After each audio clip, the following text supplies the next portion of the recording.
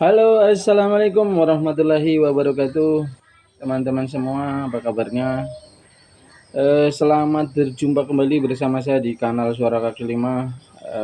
Sebelumnya saya mengucapkan terima kasih banyak kepada teman-teman yang sudah mendukung, mensupport kanal Suara Kaki Lima, yang sudah nge-like, yang sudah subscribe, yang sudah nonton, dan seterusnya. Semoga kalian semua dan kita semua diberikan kesehatan, umurnya panjang, sehat terus, nggak pernah sakit, kemudian rezekinya berlimpah, uangnya banyak, gak pernah habis, kemudian anaknya soleh-soleh, pokoknya semua ya, semua urusannya dipermudah, amin ya Allah ya rabbal alamin. Oke teman-teman, pada kesempatan kali ini saya akan membahas pernyataannya Guru Gembul dalam sebuah videonya yang mengatakan bahwa MBG itu haram katanya. Kalimatnya itu kan begini, saya adalah orang yang meyakini bahwa MBG itu haram gitu. Oke, kita bahas teman-teman ya. Kalimat beliau yang katanya beliau yakin bahwa MBG itu haram, berarti kalau dia meyakini berarti buat dia itu haram, dan dia harus bertanggung jawab, misalnya dengan anaknya, dengan cucunya nanti, dengan keturunannya nanti, supaya tidak makan makanan MBG ini. Kemudian yang selanjutnya, orang-orang yang ikut percaya dan meyakini sebagaimana keyakinannya Guru Gembul juga berlaku hukum yang sama. MBG itu haram dan dia harus mengupayakan. Ini bukan perkataan yang sentimen ya, bukan. Tapi memang seperti itu hukum itu. Kalau dia meyakini berarti hukum itu berlaku untuk dia, gitu kan. Sementara orang lain, para ulama sendiri kan tidak ada yang mengatakan bahwa MBG ini haram, gitu kan. Kok dia berani menghukumi bahwa MBG itu haram, gitu kan. Terus apa ini yang menjadi dasar atau alasan Guru Gembul kemudian mengatakan bahwa MBG itu haram gitu? Menurut beliau, ini menurut beliau ya, analisa beliau, mungkin penelitiannya beliau, bahwa anggaran yang dipakai untuk MBG itu adalah anggaran yang dipangkas dari anggaran yang seharusnya untuk anggaran pendidikan, kesehatan, dan bantuan untuk orang miskin. Jadi begini teman-teman, seolah-olah kita itu, anak-anak kita itu makan bagiannya orang miskin gitu loh, sehingga dihukumilah haram oleh Guru Gembul itu, karena dianggap anak-anak kita itu makan bagiannya orang miskin gitu. Oke teman-teman, nah ini menurut saya eh, tindakan daripada Guru Gembul yang kemudian menyatakan bahwa, dan ini dipublish. Bagi teman-teman yang percaya silakan percaya, yang meyakini bahwa sebagaimana keyakinannya Guru Gembul tidak ada masalah sebenarnya. Tapi ya itu tadi konsekuensinya, bahwa dia harus konsisten gitu kan. Kalau seandainya mengatakan bahwa itu haram, ya Anda boleh makan. Kemudian kalau seandainya membiarkan anak-anaknya makan, berarti ya membiarkan anak-anaknya makan makanan haram gitu loh maksudnya. Itu yang pertama. Kemudian selanjutnya bahwa Guru Gembul itu bukan orang yang punya keahlian dalam menentukan hukum halal dan haram gitu. Sehingga yang menurut saya tindakan beliau adalah tidak tepat, berlebihan, dan ngawur lah gitulah bahasa ininya. Karena beliau bukan ahli dalam menentukan atau mengistimbat hukum halal dan haram gitu. Kemudian yang selanjutnya teman-teman, eh, MBG, kalau misalnya MBG itu sebagaimana yang dikatakan oleh Guru Gembul itu haram dengan dasar itu, ini kan kebijakan pemerintah teman-teman.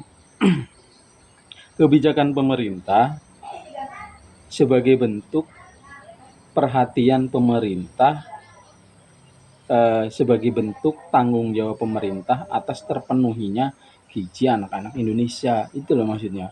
Jadi kan semuanya jadi tanggung jawab pemerintah, yang bagian kesehatan ya jadi tanggung jawabnya, kemudian bagian pendidikan juga ini harus dipenuhi juga oleh pemerintah semuanya. Kemudian yang bagian bantuan orang miskin juga harus dipenuhi juga oleh pemerintah, diperhatikan. Kemudian gizi anak-anak Indonesia juga ya, ini diantaranya mungkin saat ini pemerintah ini memberikan perhatian, yang mana pemerintah-pemerintah sebelumnya itu tidak ada yang memberikan perhatian tentang gizi anak-anak Indonesia ini. Nah, makanya apa namanya, program MBG ini adalah sebagaimana program-program yang lain gitu. Dan kalau seandainya benar bahwa anggaran MBG itu kemudian yang diambil dari memangkas anggaran pendidikan, kesehatan, dan bantuan untuk orang miskin, ya tidak serta-merta itu menunjukkan bahwa kemudian MBG itu jadi haram. Ini kan bentuk istihad pemerintah supaya semuanya bisa diurus oleh pemerintah. Ini kan seperti itu. ini ini kengawurannya di sini menurut saya. Ini menurut saya kalau ada yang tidak sepakat ya nggak apa-apa gitu. Kemudian ada juga orang yang mengatakan bahwa eh, apa namanya, anggaran untuk MBG itu kan besar sekali. Dalam 1 tahun aja 300-an triliun lah kurang lebihnya. Yang mana katanya rawan tindak korupsi gitu kan. Rawan terjadinya korupsi di situ. Teman-teman, semua program pemerintah yang di dalamnya itu ada uangnya pasti pasti rawan korupsi. Nah, disitulah dibutuhkannya peran-peran lembaga-lembaga yang mengawasi tentang penggunaan keuangan, penggunaan anggaran negara. Disitulah harusnya peran-peran lembaga-lembaga tersebut. Nah, seharusnya kita itu mengkritisinya ke sana. Mengkritisinya itu apa namanya? Eh, kalau seandainya misalnya dalam pelaksanaannya kok tidak sempurna, banyak kekurangan di sana sini, ya itu yang dikritisi. Artinya tinggal disempurnakan saja gitu kan. Terus yang selanjutnya bahwa tidak mungkin setiap orang itu setuju dengan program-program presiden tertentu gitu kan. Misalnya hari ini presiden A naik, kemudian kok program-program rakyat itu harus setuju semua, ya nggak mungkin lah gitu kan. Jadi presiden itu punya program sendiri-sendiri, punya visi dan misi sendiri-sendiri, yang saya yakin tujuannya adalah untuk membangun, bagaimana caranya membangun bangsa ini menjadi lebih maju, rakyatnya lebih makmur, dan seterusnya dan seterusnya. Oke teman-teman, jadi ini tanggapan saya ya tentang MBG, tentang video yang viral lalu itu, pernyataannya Guru Gembul. Jadi pada poin-poinnya adalah yang pertama bahwa Guru Gembul ini menurut saya terlalu berlebihan dan ngawur karena dia berbicara di media sosial, kemudian meyakini bahwa MBG itu haram, dan keharaman ini tentu berlaku bagi dia dan orang-orang yang meyakininya gitu kan.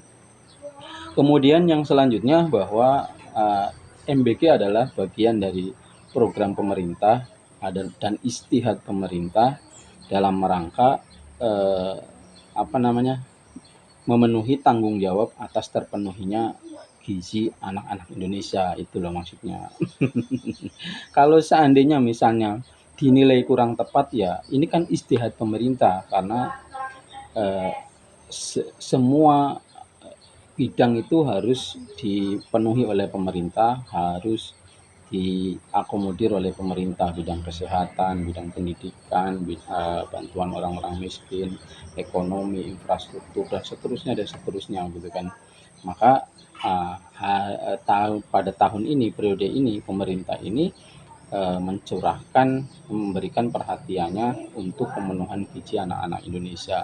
Terlepas dari misalnya bahwa kebijakan ini tepat atau tidak tepat, kan nanti jelasnya ada evaluasi gitu kan. Seandainya nanti apa namanya, ada pergantian pemimpin baru misalnya tidak tepat, dievaluasi, dan tetap perhatian terhadap anak Indonesia itu harus ada, tapi mungkin dengan program yang lain, dengan cara yang lain. Nah, itu bisa saja. Oke, teman-teman. Jadi dalam hal seperti ini biasa saja menurut saya perdebatan-perdebatan ini. Tetapi kemudian kalau menghukumi haram, kemudian tidak boleh dimakan, ini yang terlalu berlebihan dan menurut saya ngawur. Oke, teman-teman, sekian saja ya. Tetap menjadi bangsa yang cerdas, yang selalu mencermati dan mengolah setiap informasi yang datang kepada kita, sehingga kita tidak mudah terjebak, terprovokasi dengan informasi-informasi yang belum tentu kebenarannya. Oke, sekian saja. Assalamualaikum warahmatullahi wabarakatuh.